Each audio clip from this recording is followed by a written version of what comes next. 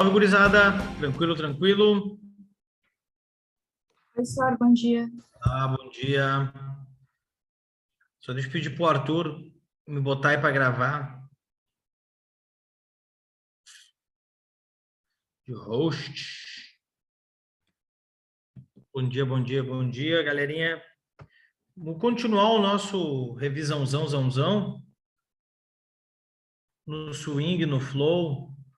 Deixa eu só ver aqui. Estávamos falando de algumas figuras, né? Abrindo aqui para vocês. Aqui.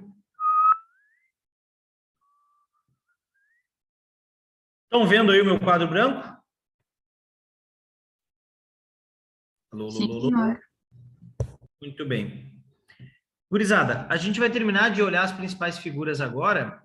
Depois a gente vai dar uma espiada nas funções. Aí eu vou explanar a música brasileira para vocês. Depois a gente explana as artes plásticas. E aí faz um caminho todo da literatura de novo em tópicos de revisão, tá? Bem tranquilo assim. Só deixa eu ver se ele me visualizou para eu gravar junto aqui. Não, ele não visualizou. Eu vou fazer diferente. Eu vou entrar como perfil de solução e aí eu boto para gravar. Pera aí, só um minutinho. Pera aí.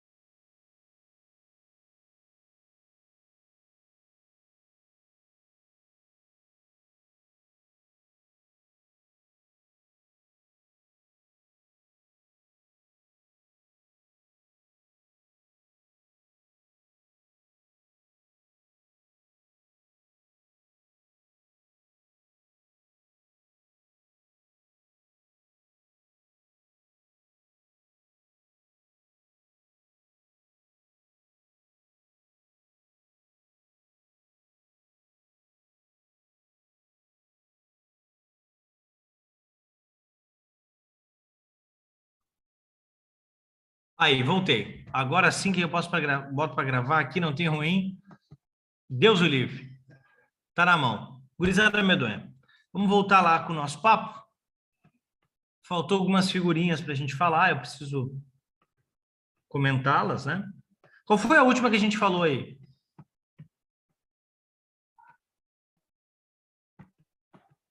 Foi hipérbato, eu acho. Muito bem, muito bem. Tá. Tem três figurinhas de pensamento que exprimem as oposições. Elas são bem comuns no Barroco ou no Renascimento. O próprio Camões gostava muito delas no século XVI. O Barroco do século XVII também usa muito elas a favor, né? E eu vou trazer elas para além da literatura, é claro. Eventualmente vamos usá-las. E elas são três figurinhas muito parecidas entre si, às vezes, mas que têm significativas diferenças. Eu estou falando do paradoxo, da antítese e do oxímoro. Oxímoro. Paradoxo é uma ideia que não se fecha, tá? Uma ideia contraditória. Antítese. Termos que expressam oposição. E eu vou dar exemplos, claro. E o oxímoro termos justapostos que expressam oposição, gerando inevitável paradoxo. Ou seja, um oxímoro é formado por antíteses que geram, pela forma como estão expressas, né, na frase, justapostas, geram inevitável paradoxo. Agora eu vou mostrar para vocês na prática o paradoxo. Eu busco a paz pela guerra. Essa ideia nos fecha, né? Porque o conceito de um não complementa, não coaduna com o conceito do outro. Tá? A ideia fica confusa. E temos duas antíteses, inclusive. Ó, paz e guerra são antíteses, que quando colocadas nessa ideia, nessa linha, não se resolvem, tá? Não vão para o mesmo lado. Já a antítese, ela pode estar dentro de um paradoxo, como o exemplo acima, ou não. Como assim, ó? Como assim? Eu busco a paz. Tiago, a guerra. Um quer um, outro quer outro. Significa, então, que não temos uma ideia contraditória.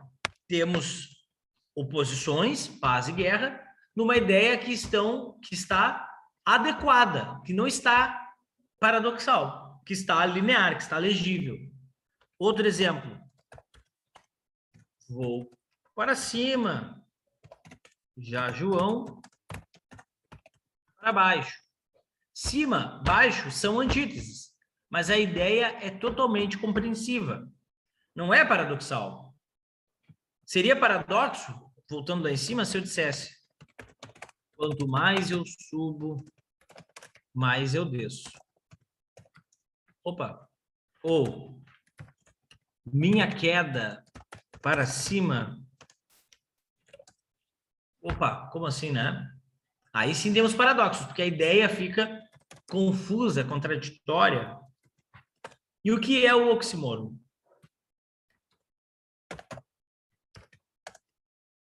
Antíteses justapostas. O que é justaposto? É lado a lado. Se eu dissesse assim, ó, eu busco uma guerra pacífica, eu tenho guerra e paz como antíteses justapostos. Né? Ou seja, criou um inevitável paradoxo. O oxímoro é um tipo de paradoxo. Tá? Onde é que está o oxímoro? Na justa posição. Quando a segunda palavra, a segunda antítese, vira ou um adjetivo ou um advérbio. Tá? Sacaram aqui, pessoal? Sacaram, Aaron? Dúvidas? Você tem que falar comigo. Essa altura do campeonato tem que falar comigo. Dúvidas, dúvidas? Pode apagar. Estão copiando.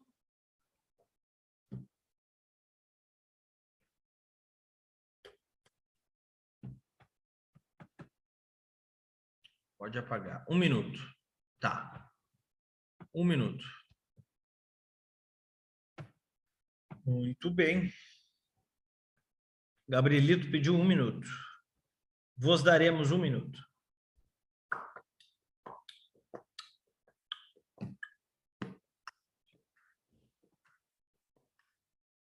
Muito bem. Olha aqui, Gabriel, ó. Tá justaposto, cara. O que é justaposto? Tá um do lado do outro, ó.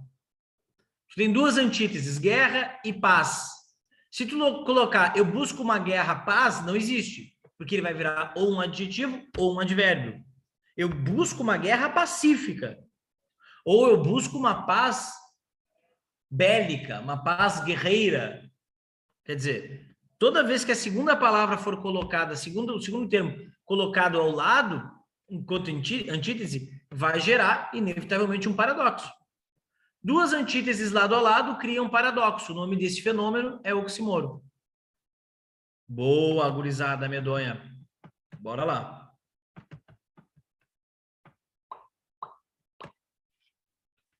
Gurizada, vocês já ouviram falar da catacrese? Alguém sabe do que se trata?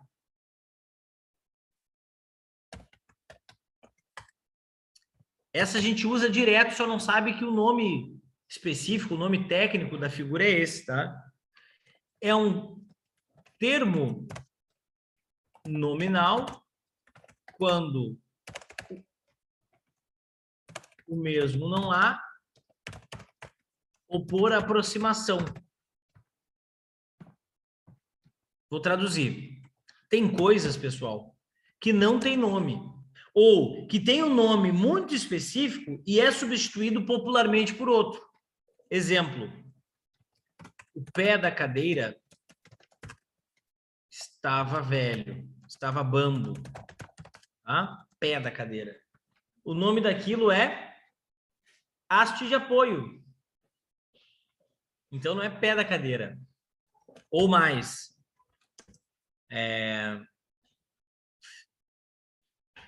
o carro passou no quebra-molas, por isso me agarrei no puta merda. O nome daquilo é alça de segurança. Por aproximação a gente chama de puta merda. Ou mais. Deixa eu pegar um outro exemplo aqui. O dente do alho estava na geladeira. Dente do alho. O que mais? O braço do sofá estava molhado. Sei lá. Criatividade zero para a frase de hoje. Mas braço do sofá, dente do alho, puta merda, pé da cadeira, tudo isso são termos aproximados. Ou porque não existe a... Ah, esse aqui eu adoro. Ó. Eu embarquei no avião. Eu embarquei no carro, no Uber. Embarcar vem de barco. Aqui é usado em outros... enfim, né? Outras situações na falta de um específico. Ou eu saquei o dinheiro no banco. Gente, sacar se aplica em vários contextos, né?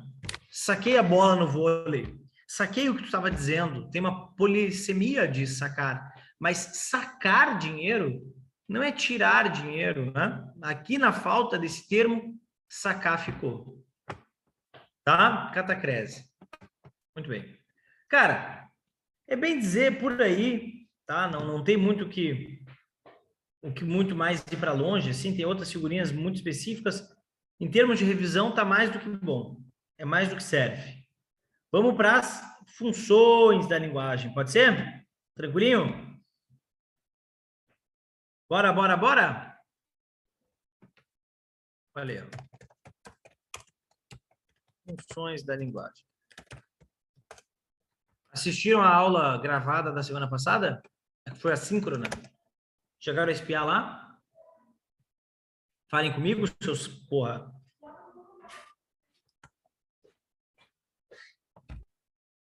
Não conseguiu ainda. Muito bem. Dá uma espiada lá que tá bem legal. Muito boa, Gabi. Tem que dar essa espiada para fechar o ciclo, né? Aí fecha 100% de tudo que precisávamos. Função referencial ou denotativa. Tá? É uma função objetiva, descritiva, é uma função explícita e informativa, sobretudo, tá? Depois eu vou discutir ela, só estou trazendo para vocês o escopo, tá? Função emotiva ou expressiva. ela é subjetiva.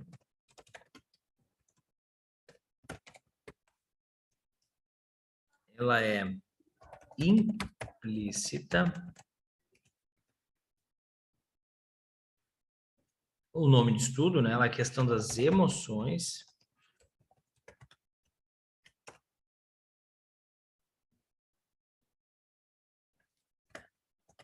Tem a ver com teor pessoal. E depois a gente explica. Tá? Só estamos dando...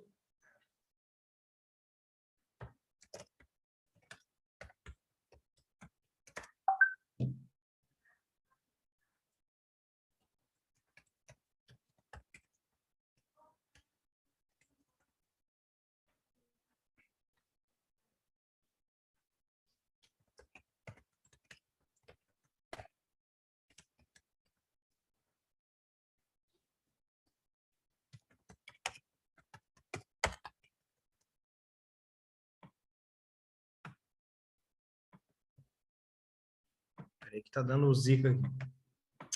Pô, porra, deu merda aqui. Tá, vou improvisar.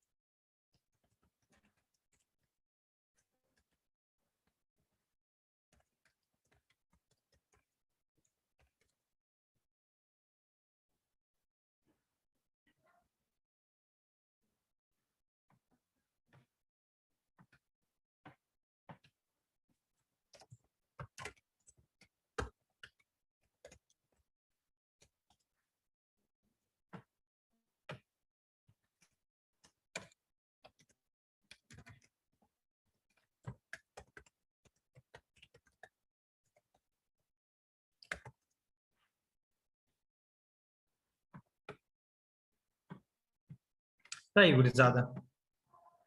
Estabelecemos as funções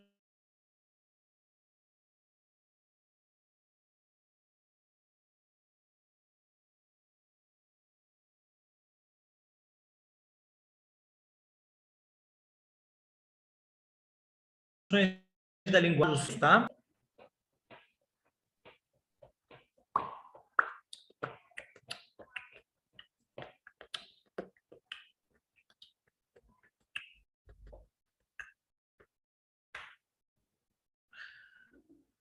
Foi? Tranquilinho? De boa na lagoa, suave na nave? Ainda não, calma aí.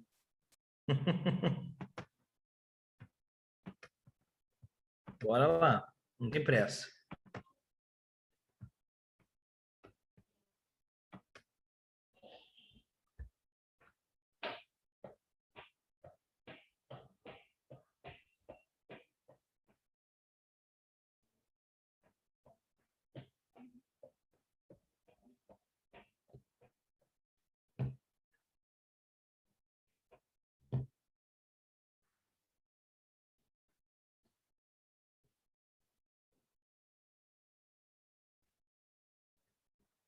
Um copiando só um minutinho que eu vou tomar uma água. Eu volto em um instante.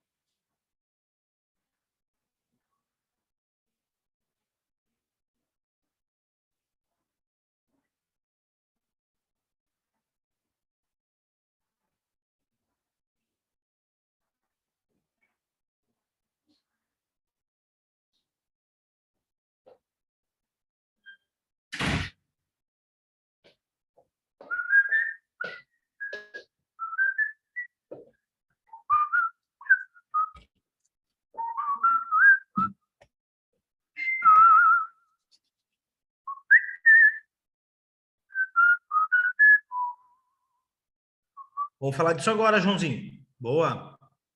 Nem para a prova, para a vida.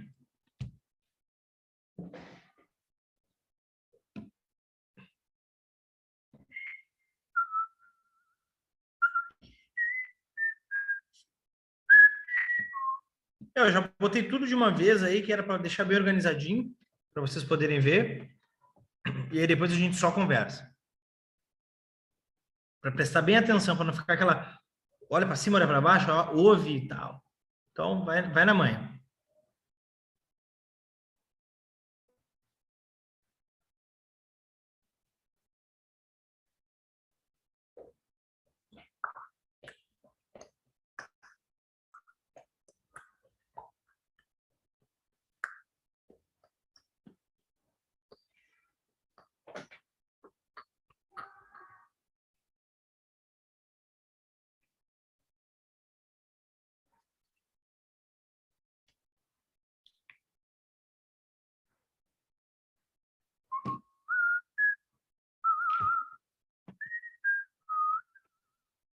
O Gabi já foi, vamos dar mais um tempo para a galera.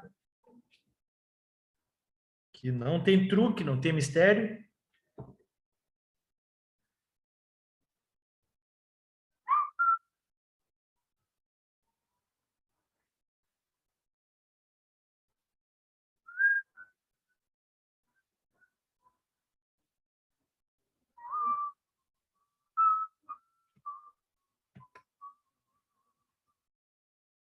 Alguém ainda na lida?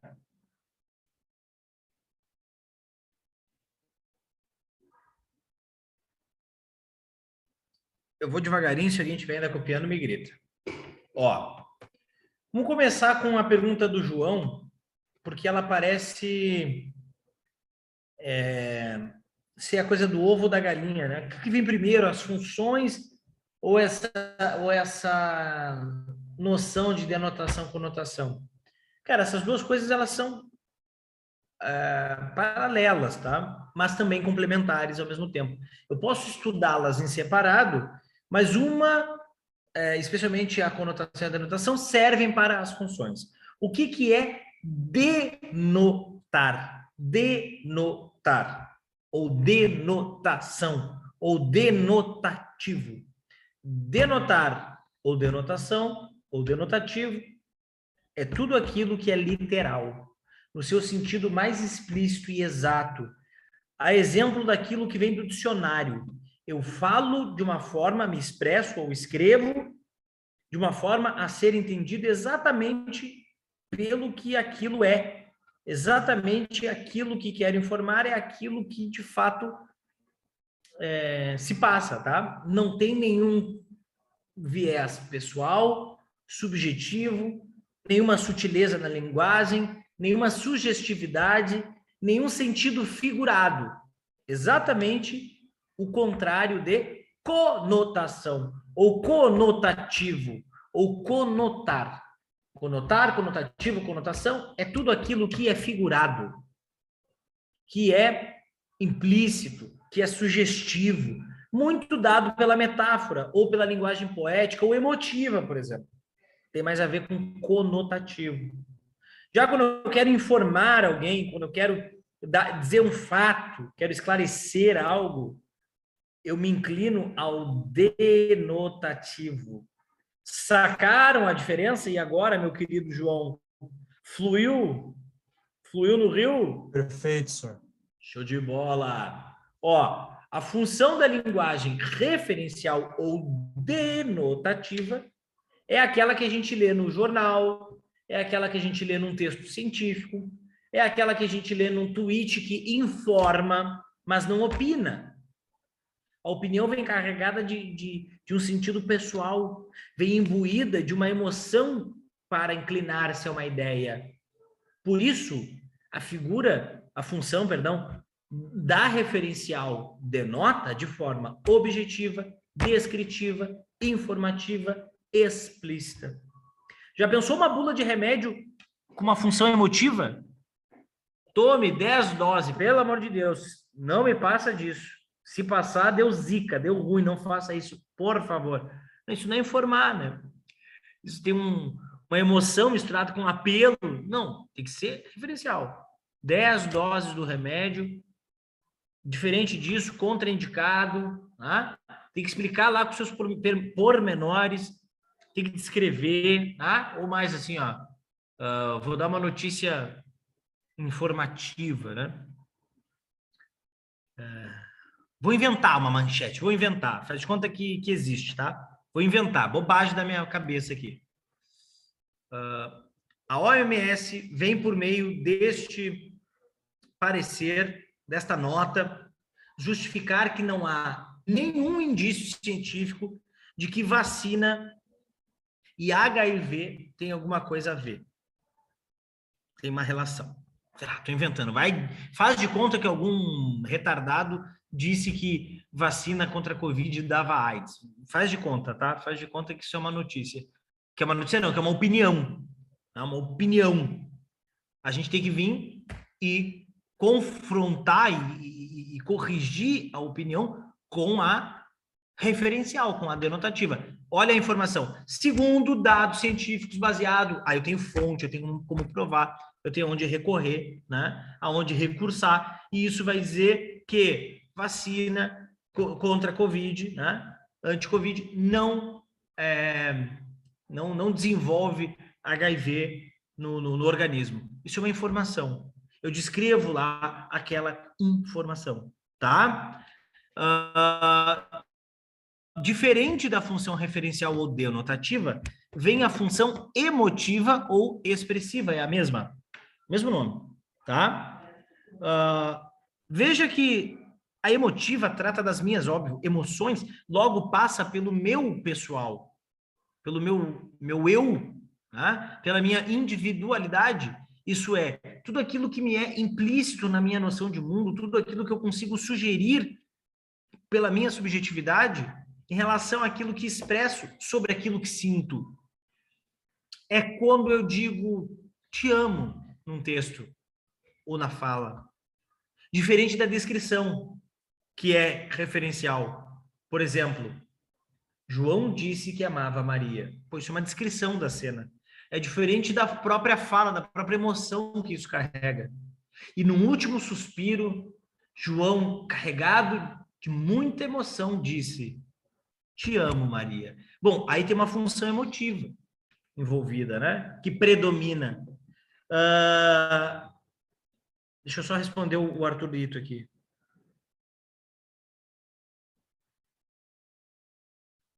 Uma coisa importante sobre figuras e funções também, pessoal, é saber que não necessariamente é uma ou outra, tá? Pode ter uma e outra no mesmo texto, no mesmo enunciado. Inclusive mais de duas. Agora, tem que ver aquela que predomina. A que predomina é aquela que dá a intenção do texto. Isso na função. Em termos de figura, é aquela que está mais escancarada. Depois eu vou dar exemplos. Está mais na cara. Especialmente porque a pergunta vai induzir. Por exemplo, eu tenho assim... Tá, deixa eu dar as funções, depois eu te dou exemplo. Para não bagunçar, tá? Mas, enfim, elas podem coexistir. Uma com a outra, uma com outras. Não necessariamente opor, né? Eu tenho uma, então eu não tenho outra. Isso para o gabarito é ruim? É. mas tem que ver aquilo que a pergunta quer, tá? Mas eu já dou exemplos e eu vou te ensinar a se virar tranquilamente. Depois da função expressiva e emotiva, falemos da função poética. Essa é a mais fácil de identificar no texto, porque ela é, de fato, já literária. A função emotiva não necessariamente é literária. A função referencial não é literária. E a poética, de imediato, já o é. Porque ela tem os recursos do estilo poético. Verso, eventualmente rima, métrica. Tem toda aquela parafernália que a poesia carrega. Figuras de linguagem que elevam o sentido do belo, né? Quando uma emoção é colocada num poema, cheio de metáforas, e uma ideia ali está apresentada por recursos formais de estilo, uma estrofe, né? Uma rima, uma coisa assim, imediatamente já tem a função poética. Senhor, então eu posso ter dentro da função poética, que é a forma, a função emotiva, que é o poema sobre uma emoção, um poema sobre saudade. Sim, tem os dois. Ah, entendi. Então eu tenho na forma a função poética e no conteúdo a função emotiva num poema, se for sobre saudade, por exemplo, é. Daí qual é a resposta que eu boto? Depende da pergunta. Se a pergunta for de acordo com a questão do gênero, relativo ao estilo ou à forma, bom, então é a função poética. Relativo a interpretar o poema, saber do seu conteúdo, olhando para o tema, bom, então daí é a função emotiva. Embora as duas estejam no mesmo texto. Eu vou voltar com exemplos mais tarde, calma. Só vamos seguir, temos mais 3 para analisar. Tudo bem até aqui? Tranquilinho? Suave na nave? Foi? Muito bem. Show de bola. Função fática. Essa aqui é o seguinte, ó. Eu muitas vezes estou no meio de um papo, assim como vocês, é claro, e nós precisamos, eventualmente, confirmar se aquilo que está sendo dito está sendo também entendido, tá? Tem canais na linguagem que estabelecem essa confirmação se a comunicação funciona, né? Normalmente, ela vem em forma de perguntas ou códigos que legitimam o outro, né? Por exemplo, na linguagem policial ou no rádio, na linguagem de rádio, de enfermeiro, na linguagem técnica, tem vários códigos. Eu sou muito leigo sobre isso, não é muito a minha praia. Caiu na ESA esse ano, olha aí, ó. Olha aí, ó. Mas tem aqueles assim, na escuta, câmbio. Tem outros códigos mais efetivos, assim, eu peguei o mais clichê. Tá vendo um filme de guerra lá, o cara tá no radiofone e ele fala assim, na escuta, o outro responde, câmbio. Tem o outro, como é que é o... Ai, meu Deus, como é que responde me esqueci agora como é que é o... Meu irmão que é policial, que fala muito os códigos esses mais policiais, assim, para saber se o cara tá do outro lado, tá lhe ouvindo, e aí o cara tem que dar uma contrassenha para responder. Não é câmbio, né? Assim, como eu estava dizendo, mas enfim, QOP pode ser, Marina. Eu sei que QAP, se o cara tá pronto ali, né? Tá a dispor. QAP. Ah, muito bem. Ou na ligação telefônica. Alô? Alô? A outra pessoa responde, alô? Aí tu, tá me ouvindo? Tô. Tranquilo? Sim. Me entendeu? Claro. Sacou? Aham. Que nem o colega trouxe o exemplo ali do aham. O Gabriel trouxe. Pode sim, tá? Pode sim ser um tipo de confirmação. Eu uso muito esse, né? Estamos entendendo aqui, sim ou não? E aí tu vem com sim. Um tipo de função fática. Bom, avançando, a função fática, só para concluir, ela acaba se dando mais sobre a comunicação, né, do que a expressão. A função conativa ou apelativa é uma função muito usada, tanto na tranquilo, galerinha, bora, bora. O tranquilo, galerinha é, né, uma retórica fática. Suave na nave, aí tu, suave. São os códigos, né? Esses canais para confirmar isso daí. Todo mundo tem um pouquinho. Quase um bordãozinho, né? Às vezes o cara cria um para criar, para fazer o seu próprio mod, né? Bom, a função conativa, cuidado, não confundir com conotativa, é conativa ou apelativa, é uma função muito usada no meio jurídico ou no meio até professoral, eventualmente, no meio político, né? Mas, bem dizer, naqueles que dependem da retórica para sobreviver, e também no meio publicitário, porque a publicidade tem que convencer as pessoas a comprar, induzindo, não é sugerindo.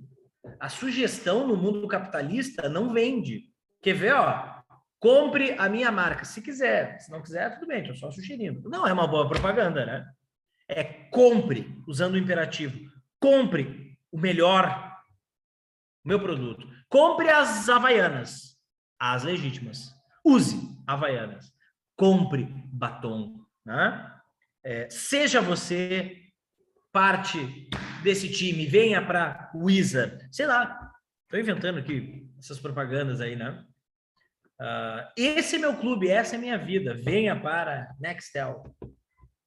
Tem uma coisa de convencimento, de persuasão, né? De apelo, usando às vezes até golpes baixos retóricos para argumentar. Muito disso é pelo imperativo, que é a ordem, né? Faça, venha, compre, tome. Qual que é esse, Carol? Acho que eu boiei. Tô meio por fora.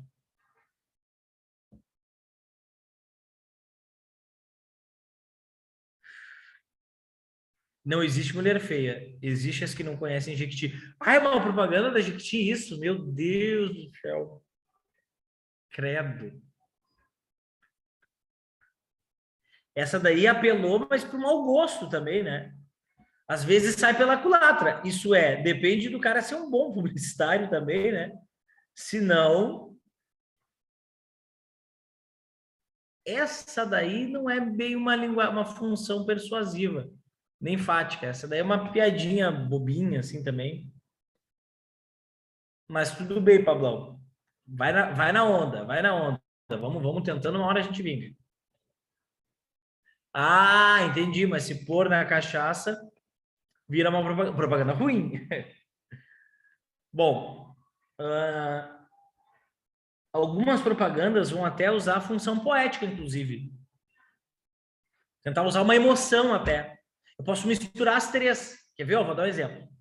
Isso na Europa, especialmente ali na Alemanha, nesses países, eles são bastante apelativos com consciência de trânsito, né? Eles pegam pesado nas propagandas sobre consciência no trânsito, o que é interessante.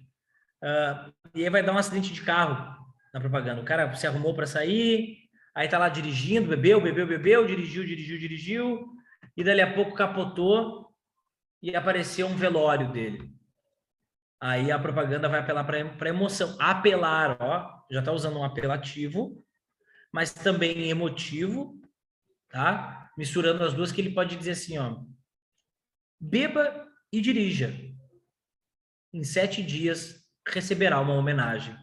Tipo a missa de 7º dia. Aí teve até uma função poética. Fez meio que uma poesia da coisa ali, apelando para emoção. Ou seja, tem apelativa, emotiva e poética. Olha que pesado, né? Acabei de inventar, mas tem várias nessa linha, assim. A Coca-Cola também apela para o consumo, para a venda, a partir da emoção. Tá? Bom, e por último, e a mais recorrente na prova de linguagens, nós temos a função metalinguística. Tudo que vier com meta é o objeto por ele mesmo. Ali são referenciais na informação, né? Fumar causa câncer de pulmão. Mas a imagem é apelativa. Aí está usando a linguagem imagética, não discursiva, porque linguagem não é língua. Não é falar a língua ou escrever a língua. Linguagem é toda forma de expressão e ou comunicação. Uma foto, um gesto, uma pintura, uma arte, um movimento, a língua, tudo isso é uma forma de linguagem, ou formas de linguagem, né? Então eu posso apelar com a imagem, eu posso emocionar com a imagem, eu posso informar com a imagem. Tem assim, ó, um cigarro e um X na parede do hospital. Ele é emotivo? Não é. É poético? Não é. É verbal discursivo? Tampouco. É fático ou apelativo? Não, também não é. É metalinguístico? Não. Então é referencial. O que ele está me informando? Que ali não pode fumar. Tá? Agora, no mesmo hospital, tem um quadro da mão de um adulto tampando a boca de uma criança. A função é bem apelativa, a imagem, né? É bem apelativa. Aí vem a denotação, a informação. Denuncie casos de abuso infantil, DISC. Aí mistura as duas. A imagem usou uma linguagem apelativa e o texto usou uma função denotativa e referencial. Sentido figurado é tudo que não é literal, Gabriel. Tudo que não é explícito. Eu te digo assim, ó, bateu as botas. Ficou literal, né? Porque, desculpa, ficou figurado, perdão. Ah, fulano bateu as botas. O cara morreu. Aí é aquela figura do eufemismo, né? Agora, se fosse literal, Gabriel bateu as botas. Eu imagino tu pegando duas botas e batendo assim. Isso é literal. O contrário de literal é figurado. Tá? Ó, função metalinguística. Metalinguística é a autorreferência da linguagem. Ou seja, ela por ela mesma. Se eu desenhar um cara desenhando, é o objeto por ele mesmo. Enquanto seu processo de criação. Se eu tirar uma foto de um cara tirando uma foto, mesma coisa. Um poema sobre fazer poema. Uma música sobre compor uma música, ou sobre tocar uma música, ou sobre cantar uma música. Um filme sobre fazer um filme. Tudo isso é metalinguagem. Tá? O dicionário é uma metalinguagem, porque é a língua portuguesa explicando a língua portuguesa. Então tem metalinguagem ali também. Tá? Tranquilo? Sacaram, pessoal? Os parnasianos gostavam muito da metalinguagem.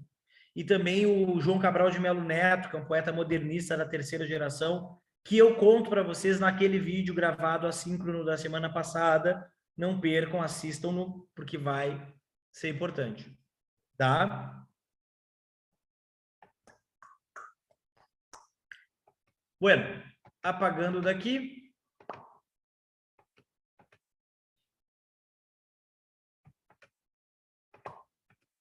Ai, meu Deus.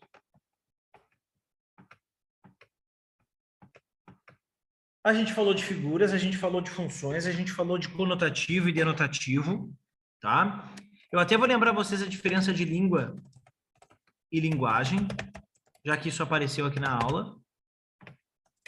Lembrando que língua é um código de signos organizados, enquanto linguagem é um canal, um meio, uma maneira de expressão, uma forma de expressão e comunicação, como, por exemplo, corporal, gestual, facial, imagético, artístico, linguístico, aí vem a língua. E por aí vai. Tá? Tem várias formas de estabelecer uma linguagem, mas tem poucas formas de estabelecer uma língua. A língua é uma forma da linguagem, é uma das nossas linguagens. A nossa faculdade mental da linguagem tem vários ramos. Lá no nosso cérebro nós temos a linguagem que comunica com o gesto, com o facial,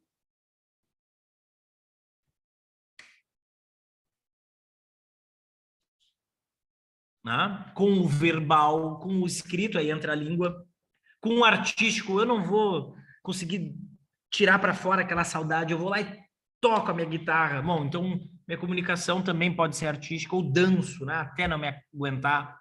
Também pode ser corporal e artístico, ou pinto, assim, para me expressar. Tá?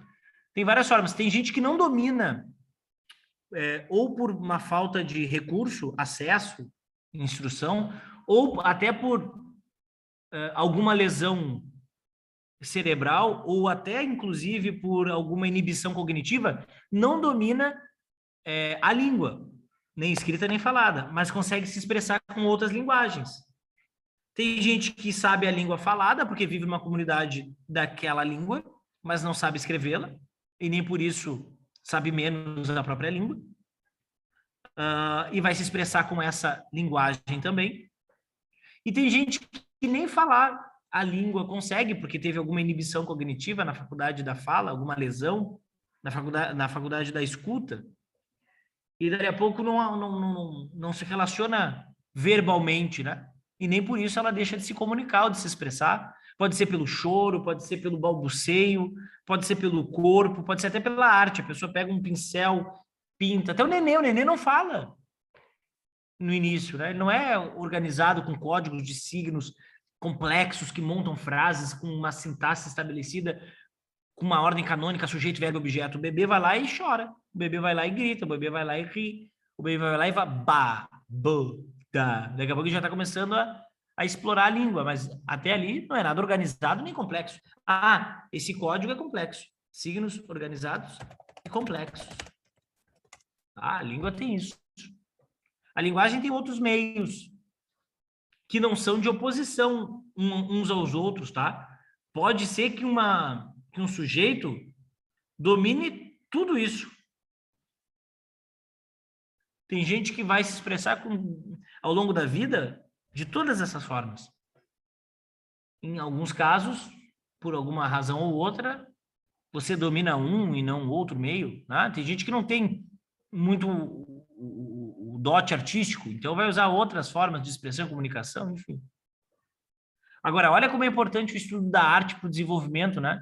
Cognitivo, psicológico, emocional, sensorial, espacial. É uma forma de expressão e comunicação tão importante quanto a língua. A gente é que botou muita fé que a língua resolve tudo, né? E, na verdade, olha o WhatsApp, às vezes, aí, transtornando as relações, porque a língua escrita não comporta tudo. Aí tu recorre para o áudio. Ah, não vou nem te escrever isso aí, que é mais complicado, eu vou te falar. Aí tu já vem para fala. Ou mais, olha o emoji, substituindo pela imagem, né? Uma emoção inteira, daqui a pouco, numa carinha. Então, tudo isso são linguagens. Uma figurinha vale mais do que 1000 palavras. Ó, isso aí é uma função da linguagem também, ó. É emotiva e poética, a frase da Marina.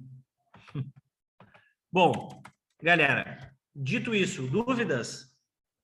Tranquilo? Pode apagar? Tranquilo? Então tá. Vamos espiar a história da música brasileira como forma de tópico, né? Uma breve história da música brasileira. Não tem como falar disso abertamente, assim, porque é muita coisa, né? Só se fosse uma disciplina ao longo do ano, e até um dia, quem sabe, vai ser, né? Estudar a música como uma disciplina importante, a exemplo da história, do português. Como a literatura ainda tenta se afirmar, e às vezes não tem o mesmo volume, o mesmo mérito, quem sabe a música também ganhe esse prestígio. E eu digo nem a coisa da musicalização, né? Que é ensinar o instrumento. Eu digo o estudo da música enquanto história da música mesmo, né? A historiografia da música. Vamos lá. No Brasil do período colonial. Deixa eu ver o que vocês me disseram aqui. Gabriel, na verdade é optativo, né? Não roda, não avalia. Não que precisa, inclusive. Nem sou fã desse método aí, mas nesse sentido não é levado a sério como uma disciplina nessas mentalidades mais tradicionais da nossa vida escolar. Mais ou menos isso que eu quis dizer, tá? Bom, período colonial. Isso vai do século XVI, né, de 1500, até o século XVIII. O que nós tínhamos de música aqui? Inicialmente, rituais religiosos, tribais, né? Indiáticos. Muita percussividade, mas isso entrou e começou a ser substituído e suplantado pela influência catequética, que é música religiosa católica, logo essa dominação cultural e territorial europeia, né? Eles começaram a impor a sua cultura como forma de ato civilizatório. Na verdade, a gente sabe que não tem nada de benéfico nisso, de fato, né? Mas de bastante invasivo. E foram deslocando a cultura dos nativos, vista como inferior por eles, né? Dita por eles como profana, como ilegítima, e, portanto, dominadas e substituídas pela própria cultura europeia. Aí tira esse ato percussivo e coloca outra instrumentalização. Tira aquela música tribalista e coloca um outro significado, né? A liturgia católica, escrevi católica. A liturgia católica, a música sacral, a música europeia já mais burguesa, especialmente no século XVIII, que são aquelas músicas de salão, tocados em pianos, cravos, violas, rabecas, violinos, flautins, flaucetes, oboés. Tudo isso é de uma origem europeia, um tanto quanto às vezes nórdica, um tanto ibérica, até eventualmente muçulmana, porque Portugal e Espanha têm essa grande influência, mas é trazido para cá como algo europeu e, portanto, superior à dos nativos. Mas isso ainda é um segundo ato de sequestro da cultura local, que aí é depois, lá do século XX para cá, quando há esse imperialismo da cultura americana, tá? Uma espécie de imposição dos Estados Unidos daí. Aqui estávamos restritos às influências portuguesas e espanholas, mas já era bastante nocivo, inclusive. Depois só piora. Esse negócio de Halloween que vocês estão falando, no dia do Saci, é um sequestro yankee. As questões daqui impondo as questões de lá. O mesmo aconteceu, só que a gente está falando dos portugueses. Cara, tem muita coisa da cultura portuguesa que vai passar a ser colocado para nós como nosso, né? E aí a gente já confunde como original e sui generis. E não é, tá? É tipo exportação, mas que foi naturalizado aqui. E o pior, historicamente, pelo preconceito e pela própria arrogância eurocêntrica, a demonização das culturas étnicas, ou seja, da cultura indígena e da cultura negra, que no século XVII vai entrar no Brasil como escrava e vai se espalhar em grande contribuição para a cultura local, mas sempre marginalizado ou demonizado, e até hoje sofre essas consequências. A gente não conhece a cultura afro e às vezes até a consome quando ela passa pelo layout eurocêntrico, né? Como, por exemplo, o samba do Inimigos da HP em forma de pagode, ou do Tiaguinho em forma de pagode, ou o samba de Adoniran, que era um cara branco, né? Filho de italiano, esse aí é visto com bons olhos. Agora, o samba de terreira, que envolve o dialeto afro-iorubá, referências a orixás, referências a um mundo diferente do mundo europeu, tudo isso era muito mal visto, tudo isso era muito mal quisto, tudo isso não só foi demonizado, mas foi também criminalizado. Praticar essa cultura foi tida como crime até início do século XX, do século XVI até início do século XX. Só que antes desses portugueses, isso era praticado aqui pelos indígenas invariavelmente, pelos negros na África também. Quando eles vieram para cá já escravizados, já vieram proibidos da sua cultura de praticá-la, de manifestá-la e de expressá-la. É por isso que a gente tem até alguns mitos preconceituosos em relação à afro-religião, que a gente nem sabe o que é um despacho, para que serve enquanto oferenda, mas a gente acha bonito na série Vikings, do History Channel, que tem o mesmo tipo de sacrifício animal, tem até sacrifício humano, a divindades politeístas, tanto quanto na cultura africana, mas é diferente porque são loiros lindos dos olhos azuis, que ficam na tela como símbolos europeus de beleza. Ah, bom, isso é... Até a gente, o D'Alessandro agora tatuou na perna o Ragnar, tá? Vira assim um símbolo, uma imagem. E enquanto isso, a cultura afro é sempre mal vista, a gente tem medo, a gente não sabe do que se trata, mas já não gostam porque não conhece. Agora, a cultura europeia, que a gente também não conhece, tem filme, série, desenho, Percy Jackson e a mitologia também politeísta dos gregos, né? Percy Jackson, lá que eu não consumo muito, mas eu conheço de longe. Entre outros, né? Eu me lembro de quando alguns devem conhecer, quando eu era piá, a moda, o barato era os Cavaleiros do Zodíaco. Era um desenho muito febril, assim, a gurizada via, comprava brinquedo, brincava de lutinha e tal. E todo mundo queria ser um Cavaleiro do Zodíaco. E o Cavaleiro do Zodíaco é muito politeísta, cara. Porque mistura a cultura grega com a cultura nórdica. E aquilo na mão dos japoneses, isso é um barato louco. Só que é raro um cavaleiro negro e não tem uma versão de cavaleiros falando da cultura negra. Tem da cultura branca. Quer dizer, tem muito desse preconceito já naturalizado, imposto, né? Sistematizado nesse imaginário cultural. E aqui no Brasil, bem forte. Tá? Dito isso, vamos avançar.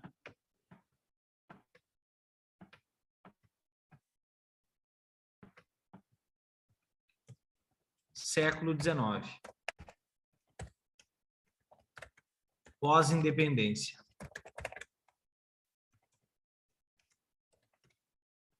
A cultura afro, o resíduo da cultura indiática, em seus ritos e festejos, ainda existe, claro, né? Porque até hoje vai existir, mas vou mudar a expressão, não é ainda existe, já está marginalizado, já está criminalizado, da cadeia praticar a afrocultura. Inclusive no romance Memórias de um Sargento de Milícias, do qual falamos no meio do ano, do Manuel Antônio de Almeida, o romance transitório do romantismo para o realismo, ali o personagem, ele pratica a afro-religião e ele é preso. O outro é procurado pela polícia só porque toca viola, um instrumento popular que executa música popular num ambiente popular. E isso por si só já era crime. Tá? Dava cadeia. Tudo isso convive com o quê? Com as influências europeias. Valsa, minuetos, polcas, mazurcas, tá? Em contrapartida ao quê? Ao chachado, o lundu. Tá? Vou até botar esses ritmos populares.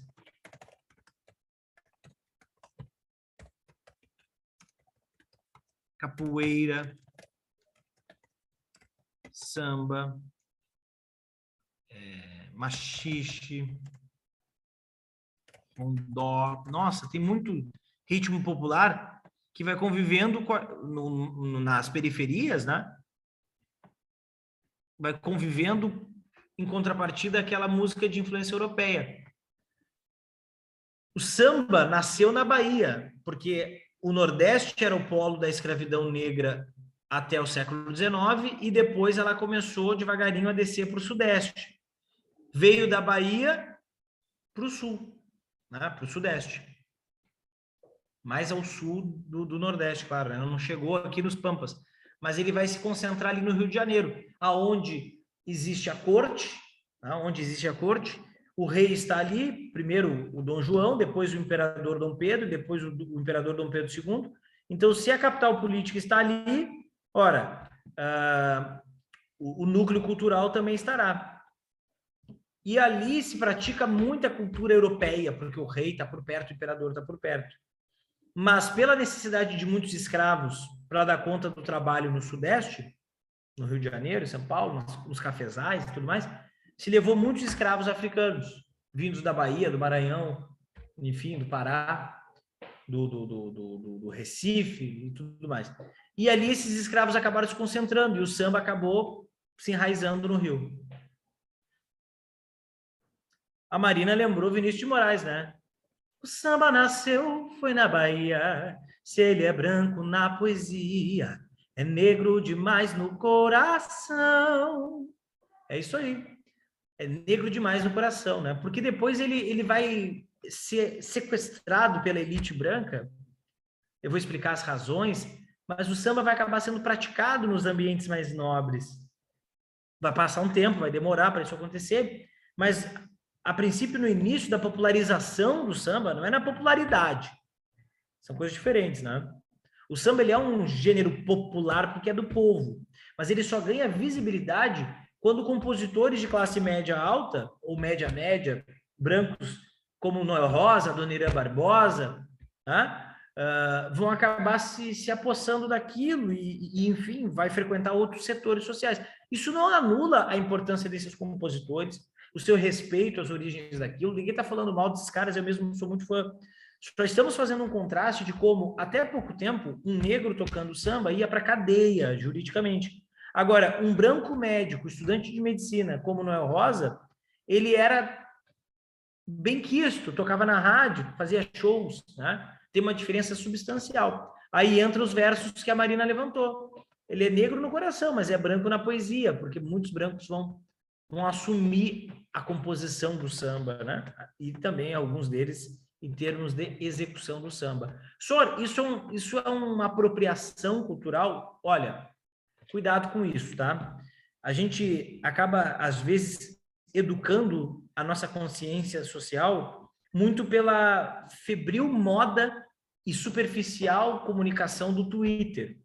E a gente não sabe direito o que um termo ou o que um conceito explica ou discute, e a gente meio que bebe naqueles poucos caracteres e sai a reproduzir aquilo invariavelmente de uma forma reducionista, taxativa e limitadora.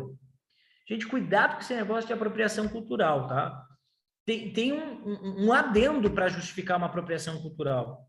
A apropriação cultural ela só se dá dessa forma negativa como é, quando o que está sendo apropriado é invalidado, reduzido ou deslegitimado.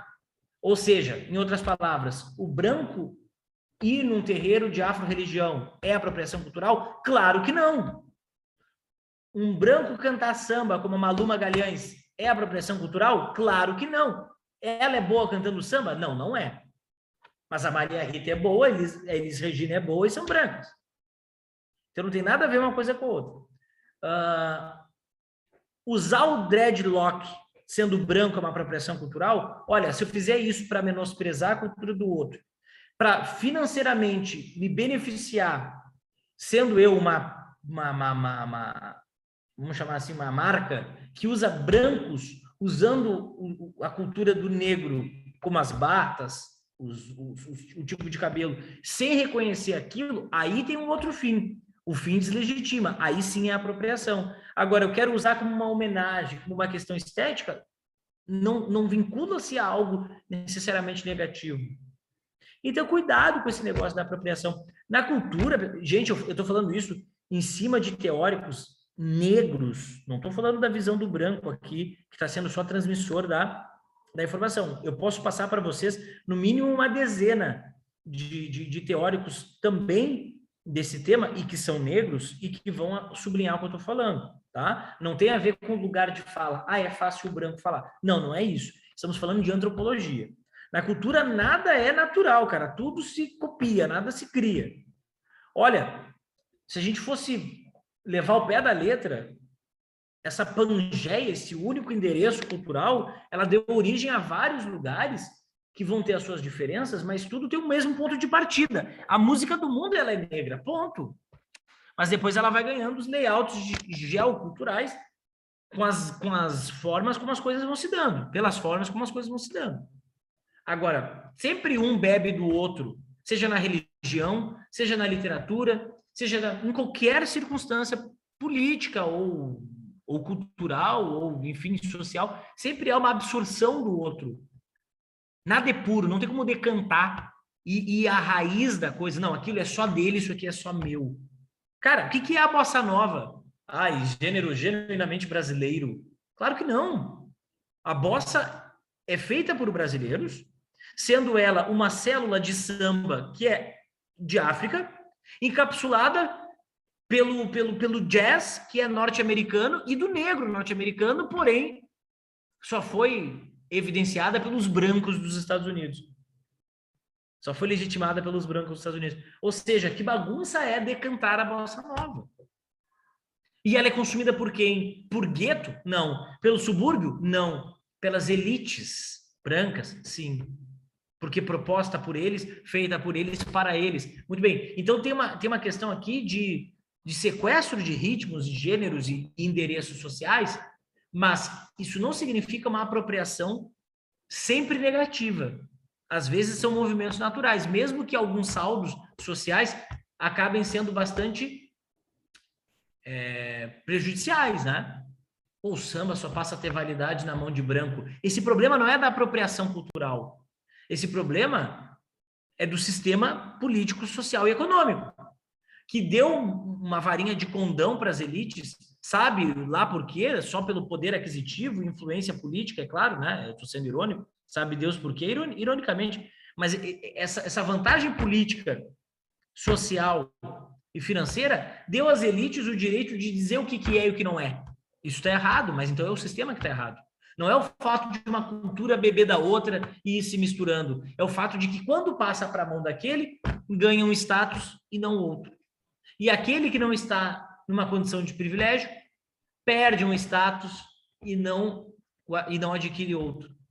Ou seja, menos o problema de brancos conviverem com a cultura negra e negros com a cultura branca, esse é o menor dos problemas, e sim o quanto o próprio capital acaba influenciando negativamente o movimento dessas relações. Sacaram isso, pessoal? Isso é bastante antropológico. Sacaram isso?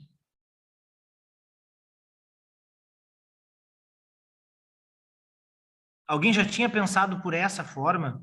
Que já tinha ouvido falar da apropriação, até discutido, quem sabe até, né, taxado alguma coisa de apropriação, mas olhando agora, parece fazer sentido. Isso gera para vocês uma reflexão? Vamos compartilhar essa ideia? Muitas vezes não concordava. Ó, interessante. Porque às vezes a gente acaba sendo até tolhido por alguma coisa ou contribuinte de outra, sem necessariamente saber do que se trata, do que se está falando, ou até mesmo reproduzindo um equívoco. Isso é muito perigoso. Cria-se uma celeuma, um problema desnecessário às vezes, né? Uma briga, até um preconceito que não precisava. Só vai ser, nesse caso,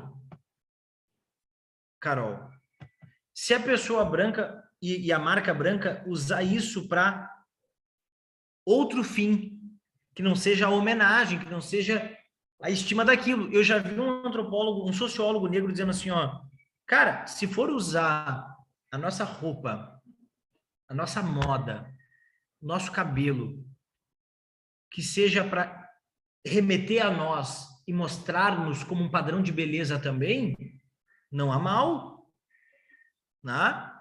Agora, o problema é quando você usa isso para piada, para ofensa, para o lucro. Ah, bom. Aí temos um grave caso de apropriação. Isso que a Anitta não é europeia, né? Ela sofreu mesmo esse hate. Mas para vocês verem como a coisa anda banalizada, porque se instruem pelo Twitter, onde tem sociólogo de porra nenhuma. Olha, a internet tem muitos recursos, muitas ferramentas, mas mesmo no online aqui, ó, ou no presencial, nada substitui o cara que abre um livro, vai ler e vai trazer para vocês aqui o debate, a conversa para a gente chegar num denominador. Não necessariamente de concordâncias, mas no mínimo de trazer o contraditório, né?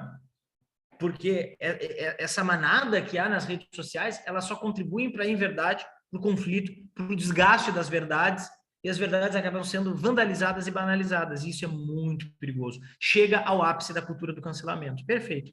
Tudo isso se justifica.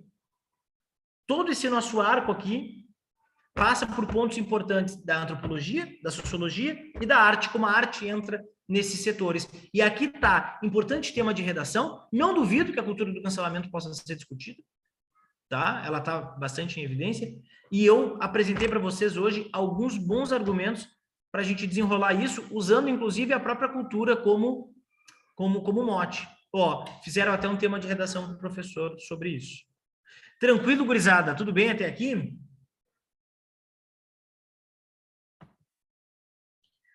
Nos entendemos? Tranquilo. Bom, eu vou dar um último bizu para vocês.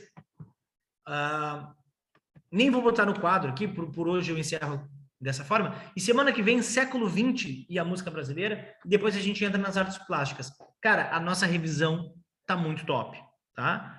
Deu para fazer exatamente como eu queria, nos tempos legais, assim. Temos bastante ainda encontros, mais uns bons encontros, quase um mês de encontros ainda para dar uma gabaritada em algumas coisas, tá? Mas o último comentário aqui é o seguinte, ó. Lá no livro O Triste Fim de Policarpo Quaresma, o Policarpo quer aprender violão para tocar a música popular e ele tem um professor chamado Ricardo Coração dos Outros. E o Ricardo, ele toca na periferia e lá ele é celebrado, ele toca um instrumento popular de uma cultura popular, de uma música popular para um ambiente popular. Muito bem, lá ele é legitimado. Só que no final do livro, ele chega a frequentar os ambientes nobres do Rio de Janeiro. Ele já vai tocar samba em palácios, em palacetes, em casas ricas. Ele não se sente muito confortável. Ele diz, aquela gente é muito snob. Mas agora eles gostam de samba, então eu toco lá. Eu ganho dinheiro lá. Até o Olavo Bilac me deu um poema, um tal de poeta, príncipe aí, para fazer um sambinha, mas eu não gostei dos versos dele. Ele dá uma alfinetada nos parnasianos. Né? Se desse tempo, tu falaria um pouco de redação com a gente? Claro, Carol, não tem problema. O Tiagão, eu não sei se ele já deu aquela palestra para vocês de citações também. Chegou a falar disso? Ou ele vai fazer ainda? Tá. É sempre um ganho dele, tá? Ele sempre dá um bizu, é uns 40 minutinhos só, de citações que desenrola temas com bases de teóricos para dar uma enriquecida no texto de vocês. E eu posso falar de redação também, sei lá, no penúltimo encontro, o último encontro que a gente tem, antes da prova, eu pego uns temas e olho como a sociologia, a antropologia e a literatura abordariam isso, e a gente faz um baita combo para ter um insight, tipo de hoje, que eu acho que foi super bom. Tá? Tranquilinho? Fechou? É isso? Deus o livre. Então, meus amores, por hoje é só. Semana que vem tem mais, não percam. Até a próxima e tchau. Valeu, valeu. Dale.